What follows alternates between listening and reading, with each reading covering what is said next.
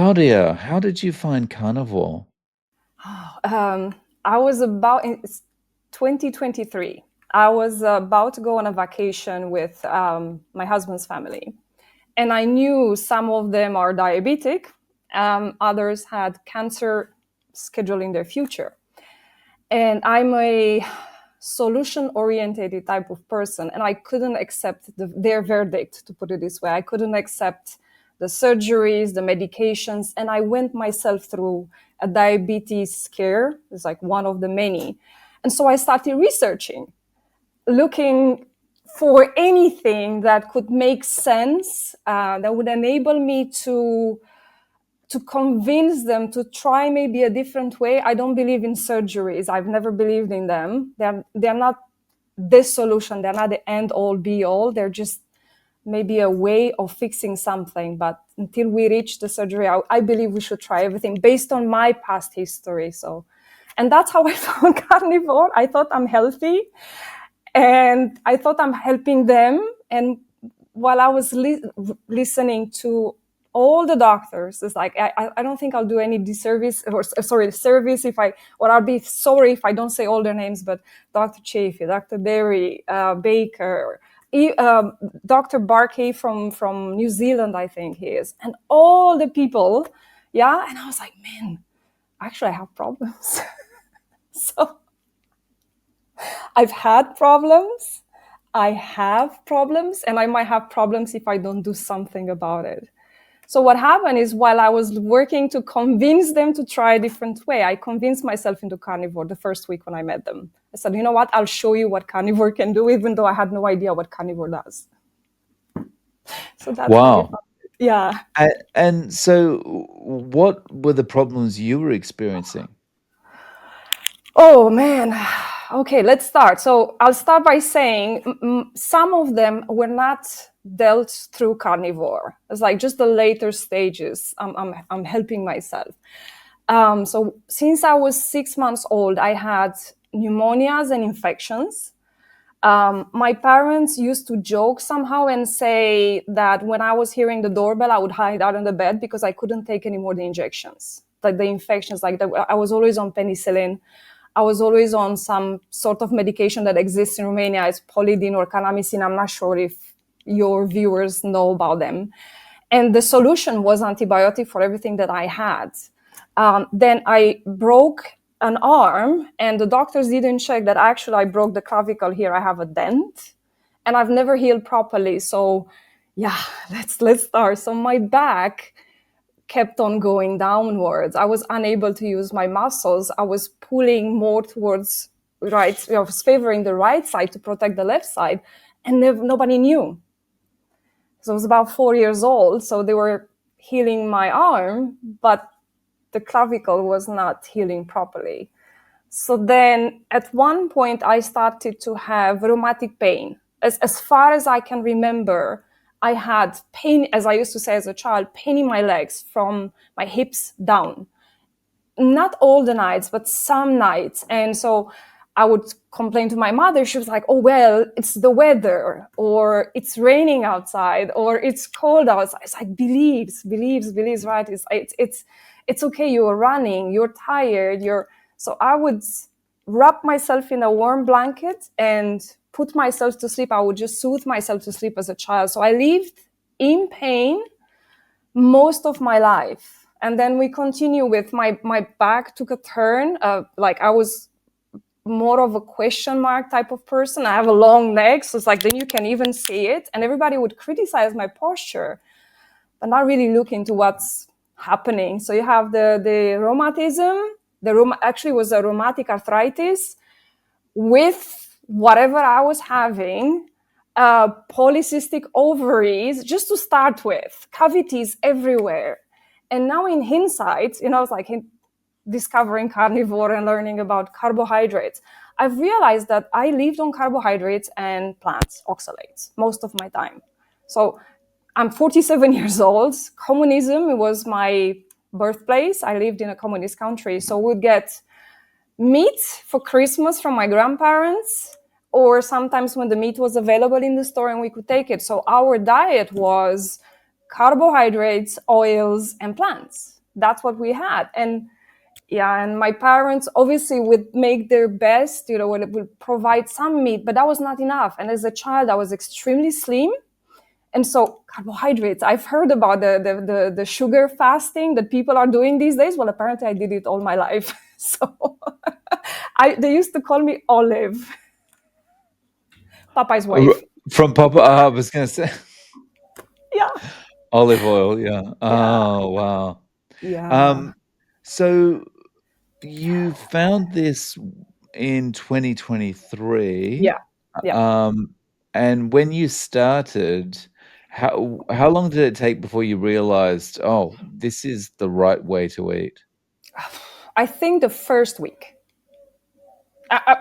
We're not talking here about miraculous. I've been slim most of my life, so I would gain weight on carbohydrates. I would heal something, fix something, but I would always go back to slim. I don't like being big, so just for some reason, I would starve myself.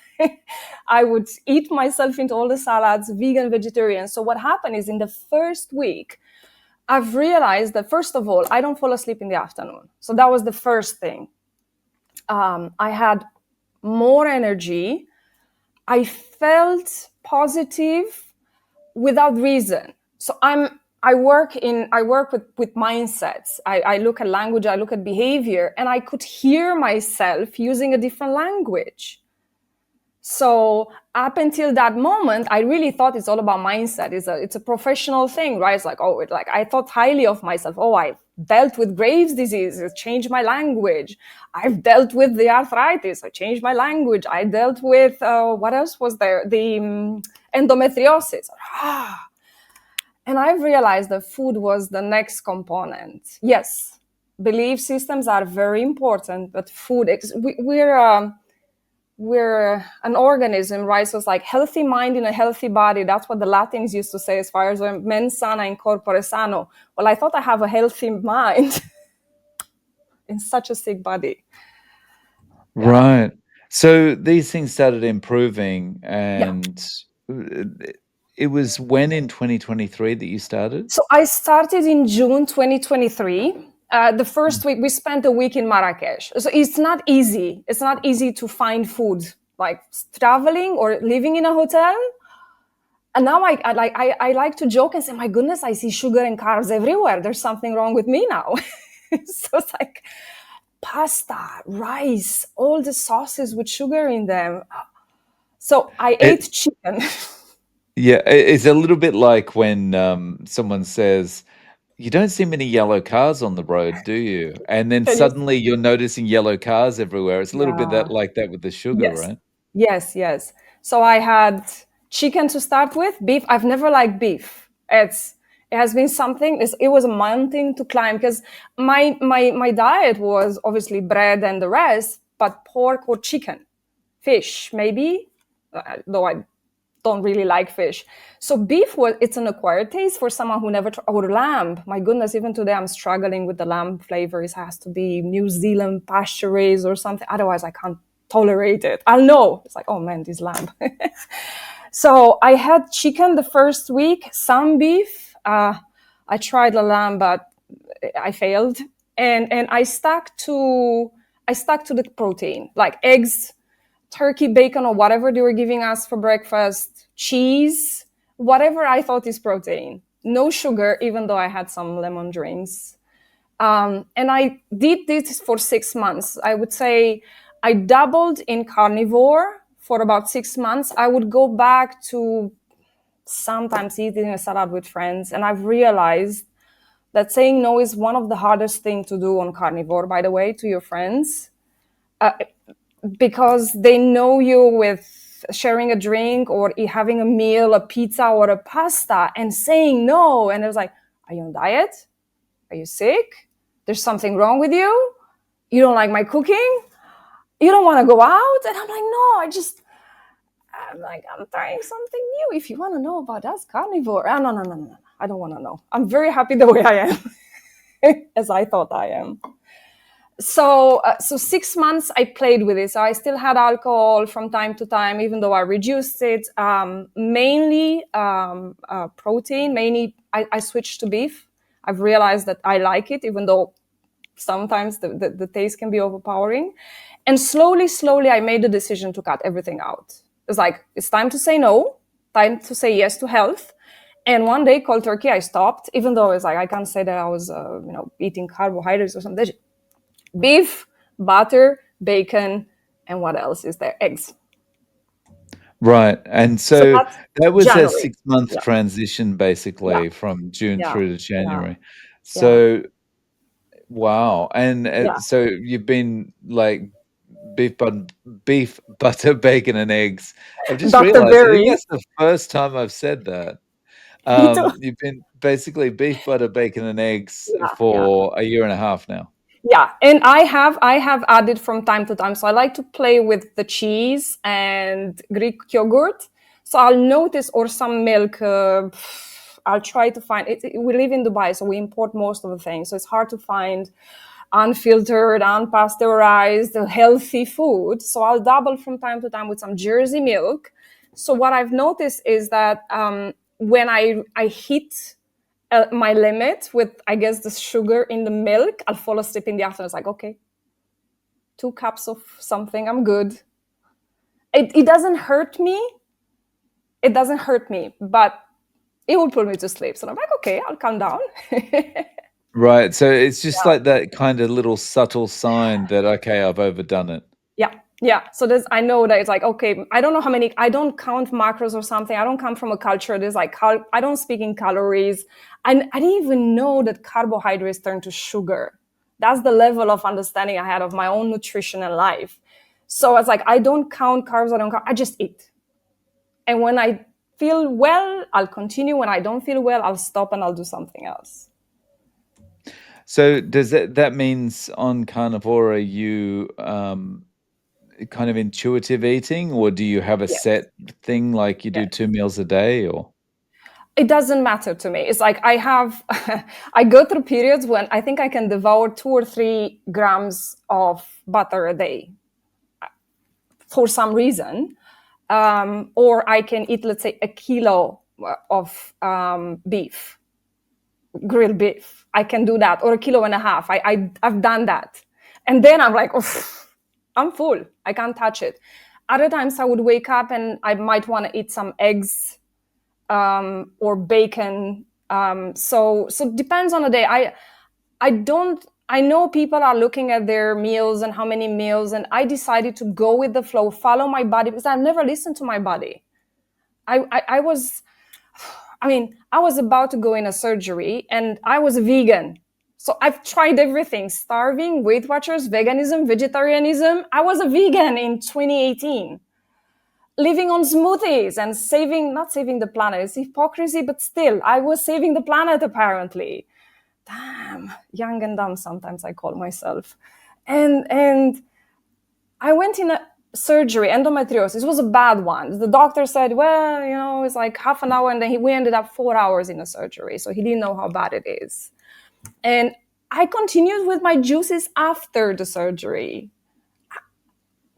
My body needed something else. So Right. that's why now I listen to my body. Yeah. And it's yeah, it's horrible thinking that you kind of put yourself in the position where you had to have the surgery, right? Yeah, yeah. And the Yeah. same. So it's funny because it's like I wish I've learned the lesson. So when the doctor said, well, you have rheumatic pain and you will live with it all your life and your fingers will be crooked, and I'm like, here, doctor. And there is a part of me, rebellious. I like to rebel. I don't, maybe because of the doctors and the blood tests and the injections, maybe every time I was told, oh, it's incurable. And so there is a part of me is like, nah, I'll try first my way and then we talk. And I get my way. So immediately after the rheumatic pain, they were like, oh, you can't do it. So I reduced the carbohydrates and I reduced the oxalates. God, the oxalates, I hate them now. It's like they don't do well for me, I realized. And then I jumped into Graves' disease. immediately. So it's like, we're talking about a year.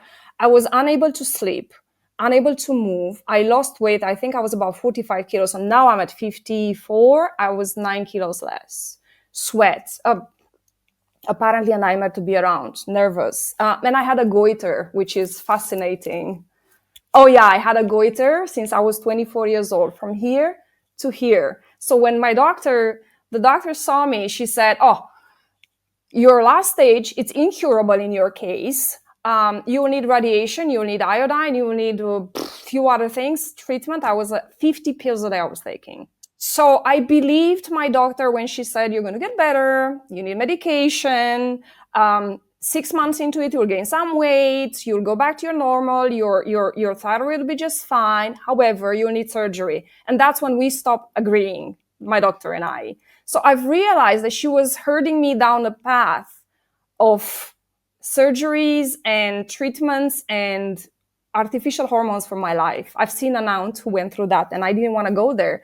So what happened? First of all, I decided to refuse to take ownership of the disease. I've heard numerous people talking about my diabetes, my thyroid, and I was like, let me tell you my story. And I had la, la, la, la, la. And this is my story. And this is my goiter. And this is my neck. And I realized that it was me. The disease was me. Not my, it was, this is a body that this is my body, but it's not me. I don't know how to explain better than that. And so I changed the way I look at the disease and what I eat. So I cut the carbs, because what everybody else does, you cut the carbs. I didn't cut the oxalates. So I kept on coming back with the problem with the oxalates. And eventually I added protein. And that was my saving grace, but I didn't know until 2023. So just to clarify, like the goiter Yeah. just went. It went, let me see, 9 months into it. So I was, so it started somewhere. I went in June 2008. I went for an infection, by the way. People will say, "You have a thyroid problem." I'm like, "No, like, look at your throat." I'm like, "Nah, I checked. My doctor checked. I'm fine." And so June 2007, 8, I went there. And by July, it started to recede. It was just going away. And so I decided, Dr. Emilia, please don't hate me. If you listen to this message, I decided to stop the medication. I got married. So I was like dieting for getting married. So it was like protein, yogurt, salads, and I felt good. And emotionally, I felt good. And I was like, okay, what if I stop it? What if I don't accept the forever treatment? What if I don't accept that? Everything said, like the levels, the hormones, the TSH, all of them were like perfect. And I said, what if I'm healed? And that's what I realized, that people take ownership of it. They have diabetes and they have Graves' disease. I didn't. I refused it. And so I stopped for 3 months. I asked her to stop them, but she didn't want. Wow. This was like Synthroid or something? Is that what it's called? The medication, I don't remember. I had to take medication to reduce the hormones that my thyroid was. My thyroid was hyperactive. So I had to reduce it. And then because I was in such an advanced stage of, I guess, agitation, it's like I couldn't sleep. I was eating and losing weight. I was nervous. My hands were shaking. I didn't even know I'm shaking. So she gave me medication to calm down. So all in all, there were 50 when I started. And then I ended up taking just I don't even know how to call it. It's like the minimum level that you need just to keep the thyroid in check, I guess. Yeah. Wow. And now there's nothing. Oh, I met her 2 years ago. I don't know. I met her 2 years ago, and my husband went through his own issues, and she saw me. She's like, "I know you from somewhere. You're that woman with Graves' disease." I said, "That's me." It's like, "Claudia, you need to understand, this is a dangerous disease. You went through it. It will always come back." Like, doctor, it's been a long time since 2009 when I stopped the medication. And she insists, she's still insisting today that I need to check myself every year at least. And yeah, she refuses to understand. So all these things like this cleared Yeah, up. You then started doing the research on carnivore. You went carnivore yeah, yourself. yeah. What's happened with your husband and his family? Have they gone, okay, we're going to do carnivore too? No, no, none of them. I suffered. No, none of them. They believe so much in the modern day medicine. So uh, I will not say the member's name. It's like he went for surgery, removed an important body part, because the cancer might come back. It was the same, like, Graves' disease might come back, and then they're still diabetic. We saw them this year. It's like worse and worse and worse, and fat and sad, but that's what the doctor says. And so I'm not proof enough. And my husband, it took me about 3 months to not to convince him, but he saw me thriving. So he saw me enjoying myself. I stuck to my guns. It was not a salad here and there so I can lose weight, or starving myself so I can lose weight. So he saw I was enjoying my life. I was awake, and it's just like, oh, I was collapsing after lunch. And I'm like, you could eat meat. That little devil on the shoulder, like, you could feel better after lunch. Yeah. But still, no. Yeah, um, it took him 3 months. Yeah. oh, Now he's a he did. carnivore. Yeah, yeah, yeah. He's a carnivore now. Yeah. Oh, okay, okay. Oh, that's awesome. Yeah. And my Um, daughter, oh, how old is your daughter? 14, Oh, wow. And she's 100% carnivore. with some keto. Okay, Yeah, with some keto. I'll limit her cakes to custards made in the house with decent cream and eggs, and just because she's surrounded by sweets. She'll right. rebel otherwise. Yeah, it's hard at that age. Yeah, Yeah. yeah, yeah. But that's I mean, she must be feeling Great. better, like more energy, better able to Yeah. concentrate in classes Yeah, and stuff, right? yeah, yeah, yeah, yeah. She's doing great. And so what I did, instead of imposing, I started sending her way videos with Dr. Berry, Dr. Chafee, when he was explaining about the digestive system and why we are carnivores. And she's like, oh, okay, that makes sense. And slowly, slowly, it was a slow process. She started favoring meat. So now she's eating meat now. Yeah, that's fantastic. Yeah, I just think I wish I'd known about this as a kid because I would have been so much better at studying. Me too. I Yeah. yeah. Uh the re- I don't want to regret as much as, like, I don't like lingering in the past. I'm more of a let's look into the future kind of person, specifically since I went through so much. And I wish I've done, at least with my daughter. At least with my daughter, it's like at least with her, it's like everything was carbohydrates. The first thing that they taught me was to give her these fruit juices. She always hated them. And I saw a video where they were talking about why kids hate veggies. And you could see it's like the kids are like throwing the veggies, and I was like, no, eat, it's healthy. There was a part of me who knew, so that's why now I'm listening to my intuition. I knew that a kid would not reject something that is good. They're innocent. They're new here. They eat what they like. They do what they like. They're very honest and straightforward. So they wouldn't just reject something good. But then again, doctor said, society. Yeah, and yeah, you're just like, "See, you've gotta eat these green things. Come on, come on." Yeah, Yeah. yeah. I barely made her to eat some bananas or some cucumbers. She hates them. I'm Mm, so glad she hates them now. yeah. So for you, has this impacted your work in any way? Like, are you more productive or Yes, yes. So first is like the last piece, the piece, the resistance in my carnivore journey. So as soon as I started the protein life, the carnivore life, I started feeling better in my own body. So I've dealt throughout 2022 towards 2023 with neck and back issues. So my neck was something like this. I think T3 and T4, if I'm the two vertebrae here, well, going forward, then somewhere here, thoracic, can't remember the numbers, they were fused and they would move always towards the right. So I would go to a chiropractor. So first I went to a normal doctor, and surgery fixes everything. Obviously, I went very fast out of there. Surgery. So somebody convinced me to see a chiropractor. Initially, I thought the chiropractor is a quack doctor. I mean, come on, bones. Sorry, Dr. Charles. So, and he's an actual doctor who studied in school. So he would, let's say, fix my neck and my back and the pelvis. And then I would come back the next week with the neck again, turning towards right, back, switch, my hips. One day I went cycling a little bit and my knee just popped. So I had to go to him and said, I haven't seen this since I was in school.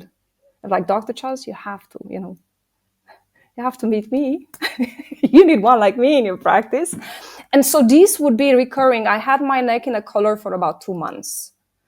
And so until I started eating carnivore, nothing happened for me. So I was the best client.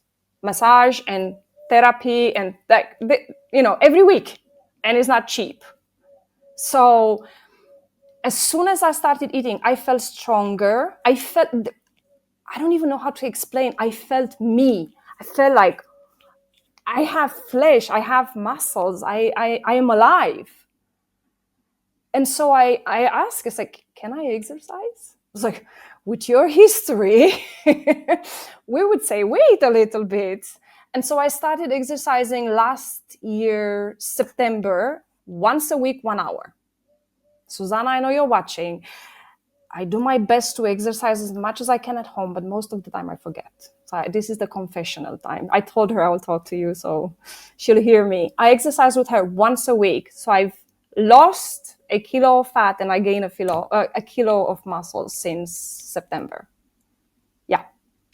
Yeah. Oh, very nice. I know it's not a lot, but I was limited in what I can do. And so now I can move my shoulders, I can move my back. I don't have to see my chiropractor. I can see him maybe once a month or maybe a month and a half just to make sure that everything is all right. I'm stronger. I can't even begin to tell you. And I know it's the carnivore way. It's 100% I know. I felt it before. The exercise just brought it home. And I like how you said it was like you suddenly felt like yourself. It's like it's almost like waking up and going, I've been in suspended animation for all these years, and now I finally feel normal. It's interesting because we're so conditioned, right, to look at carbs in moderation. Plants, my goodness, you gotta eat your veggie. And I lived on stews and soups in Romania. Meat, danger zone. Fat, oh my goodness. It's like I come from Romania, so I'll say it's garlic for vampires. In Romania, there's like all the bells for cholesterol, heart problems. So it's amazing to realize that I was depriving myself of what my body needed. All the issues everything were due to carbohydrates and plants. And no meat. Yeah. You mentioned before that this kind of takes a little bit of a toll as far as friendships and Yes. socializing are concerned. Yes. So, how are people with you now that you've been on it for a year and a half? Are they kind of accepting of it? Yeah. Now, so the hardest thing was to look at the table. I think I had like a spoon or two of a cake on someone's birthday last year, and then I felt guilty and sick. So it's like both. Oh, forgive me, carnivore diet, for I have seen. So in the beginning, they wouldn't take no for an answer. It was like, but it's healthy. It's edamame. It's salad. It's like, Claudia, it's quinoa. You used to love avocado. Like, we shared times with salads and goat cheese. And now I was like, no. So after a while, I started avoiding going out so I don't have to say no, until I decided that it doesn't, my state of being matter more than their disappointments. And if they are my friends, they will understand. And that's what happened. So we passed through this awkwardness. You're not drinking anymore. I stopped the alcohol as well. So it's like, oh, you're not drinking. That's it. You're going for convent. You're a nun now, right? So it's like just meat and water, yeah, and salt. What else is left to live? I said, I want to live to 120. I want to be healthy. And I want to see everything that is to be seen in this world. So I'll do it and I'll enjoy it. I think a lot of the thing with friends is often that it's almost like they have this, they can't understand your perspective. So they No. can't understand the perspective on the way you now look at food. Mm, So, now you don't look at the cakes as something that, "That looks amazing, I've got to eat it." Now you're yeah. looking at it like, "Look at all the poisons in that thing. Yeah. Sure, it looks beautiful, but look at all the poisons." And they can't imagine being Yeah. in that state. So, when they're saying, "Come on, just a little bit," or, "Ah, you not eating that too," it's actually a little bit of guilt because they're looking at it from their perspective thinking, I can't imagine not wanting this, so Yeah. what must she be going through now? Yeah. And I've never talked about my personal issues, my health. Never. It's like I wouldn't go saying, "Oh, I had." Some of them knew, obviously, because they knew my neck. So that was a big surprise. It's like, what happened to your collar? It's gone. But yeah, I think the hardest thing for them to wrap their mind around is the fact that there is a way, but that goes in a direct contradiction with their own belief systems and culture. That's the very interesting thing that I'm discovering. So since I live in I could say in a multicultural environment, so I have Arabic, Indian friends, European, American. And so there is a culture, a cultural aspect to the food, especially Christmas or Easter or Ramadan. And then there is a belief related to connected to the food. And so I was basically clashing with all their beliefs and their culture. And in the beginning, yes, I felt guilty. I felt very bad. I felt like I don't understand their point of view. Oh, maybe I should, taste a little bit. They put so much effort into this Christmas dinner.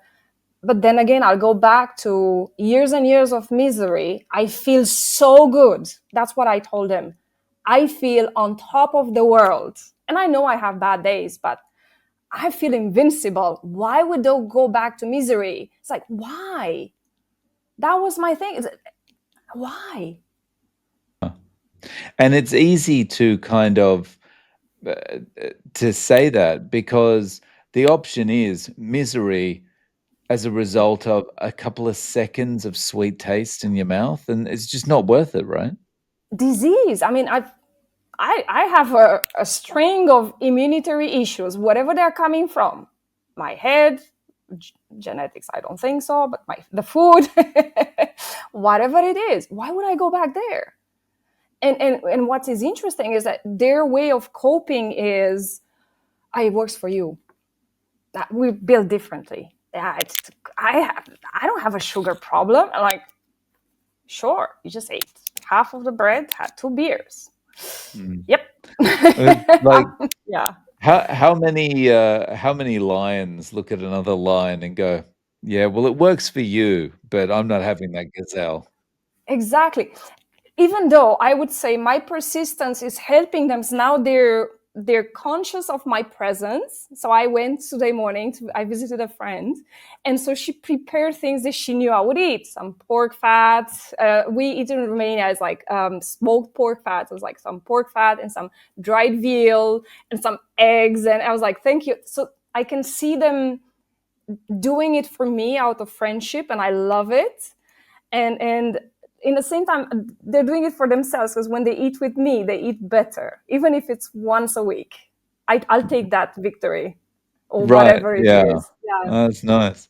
So yeah, in Dubai, is it expensive to eat this way? yeah, yeah. Especially if you're picky like me. So yeah, so we do have beef from Pakistan or from India or buffalo, or I don't know why I don't like the taste. Maybe the way it's produced, I don't know.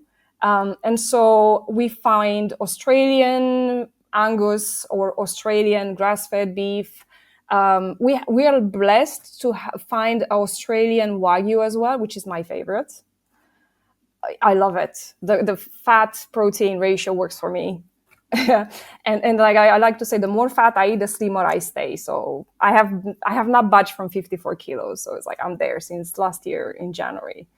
And so yeah, It's nice to be eating in a way where, as you mentioned before, you don't have to count anything, and also you don't have to worry about your weight fluctuating all the time. It's just as long as you eat this way, you stay the same. It's so nice to have this part of your life taken care of so you can focus on everything else, right? yeah, I can work. I know I have. So I go when I go on Fridays. This is my commitment to myself to go and exercise Fridays with my trainer. I know if I don't eat, so if my last meal, let's say, was 2 o'clock in the afternoon for some reason, it doesn't matter. I know I'll be fine during the training. Or at best, I'll pop a little bit of butter just before the training or half an hour before the training, and I'm just fine.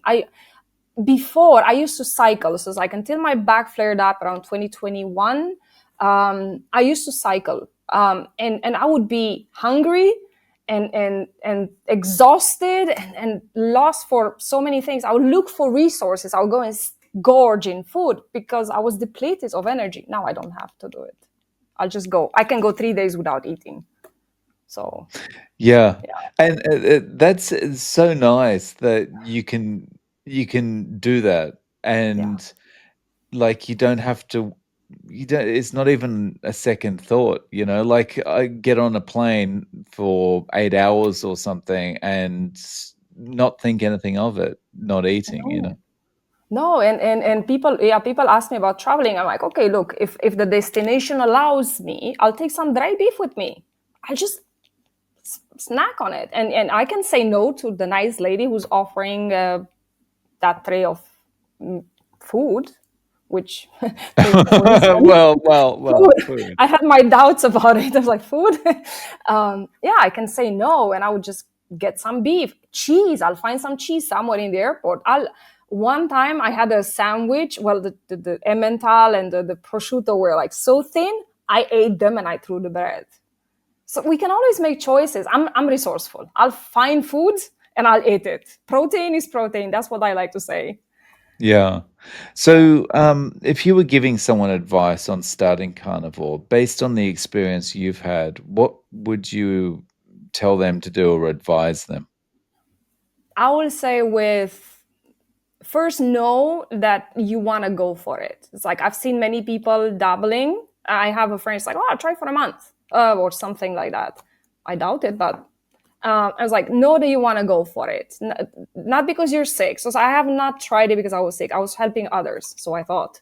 So just like do it for yourself if you think it might work. So that would be my first advice. Know why you do it. Because many people lose their why. My why is health. 120. I'll chase young men in a club. I'm joking, but that's my why, right? At 120, I want to be a good-looking grandma, not a dried out grandma. Yeah, so that's my why. First of all, know your why, and second of all, go easy.